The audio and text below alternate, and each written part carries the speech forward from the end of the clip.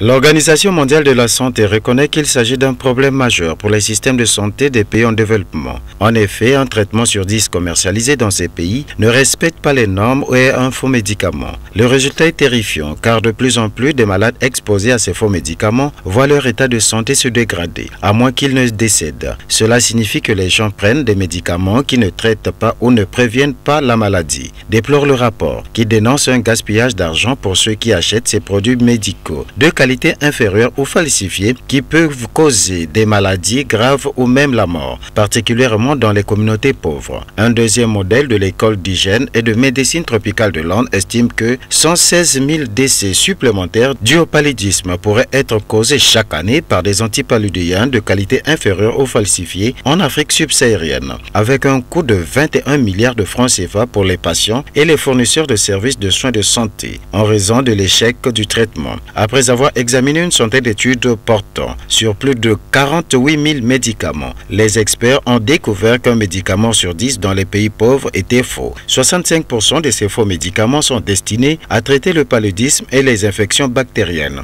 endémiques dans les pays d'Afrique subsaharienne. Les médicaments de qualité inférieure sont de plus en plus répandus, avertit l'OMS, qui appelle les gouvernements à prendre des mesures urgentes pour s'attaquer au problème. Les médicaments de qualité inférieure ou falsifiés touchent particulièrement les communautés les plus vulnérables. Ces produits ne font que prolonger la maladie, gaspiller de l'argent et éroder l'espoir. Au pire, ils tuent, causent de sérieux dégâts et attisent les flammes de la pharmacorésistance, a-t-il souligné. Les antipaludéens et les antibiotiques sont les produits de qualité inférieure ou falsifiés les plus courants. D'autres vont du traitement du cancer à la contraception. Les médicaments non conformes ou falsifiés ont non seulement un impact tragique sur les patients et leurs familles, mais ils constituent également une menace pour la lutte contre la résistance aux antimicrobiens, aggravant la tendance inquiétante des médicaments qui perdent leur pouvoir thérapeutique, a souligné la sous-directrice générale de l'OMS. Les médicaments non conformes aux normes sont des médicaments qui n'ont pas réussi à passer les tests de normes et de qualité. Ils doivent être distingués des médicaments contrefaits ou falsifiés qui sont délibérément et frauduleusement mal étiquetés. Au total, le marché de la contrefaçon des médicaments représente 75 milliards de dollars par an,